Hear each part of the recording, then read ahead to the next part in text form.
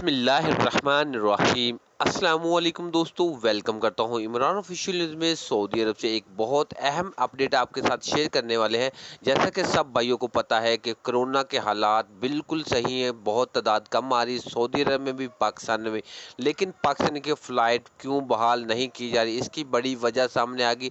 تو مکمل ڈیٹیل اسی ویڈیو میں آپ کے ساتھ شیئر کرنے سے پہلے اپنے پیارے سے دوستوں سے گزارش کرتے ہیں کہ چینل کو سبسکرائب کر لیں تاکہ اس طرح کے لیٹسٹ اپڈیٹ سب سے پہلے آپ تک پہنچ جائے۔ ویڈیو اچھی لگی تو ویڈیو کو لائک اور شیئر کرنا مت بھولیں۔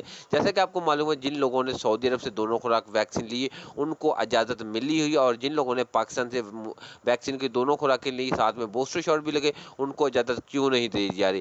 کیونکہ پاکستان میں حالات کچھ اس طرح ہیں کہ جو لوگ پاکستان سے سعودی عرب گئے تھے، کافی لوگ جن لوگوں نے کرونا کا جعلی سرٹیفکیٹ بنایا ہوا تھا، اس وجہ سے پاکستان کا نام خراب کر دیا۔ اور CNN نے، جو نیوز چینل ہے BBC نے، اس نے بھی نیوز چینل میں یہ بتایا کہ پاکستان میں PCR ٹیسٹ وغیرہ یہ جعلی بن رہا ہے، تو اس وجہ سے سعودی بدظن ہے، اس لیے وہ ان کو فلائٹ آپریشن کی اجازت نہیں دے رہا۔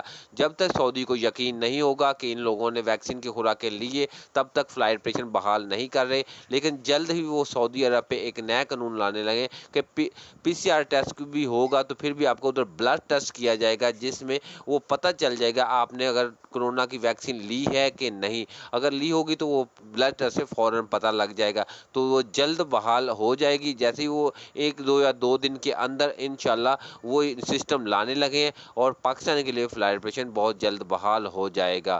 تو دعا کریں انشاءاللہ وہ تمام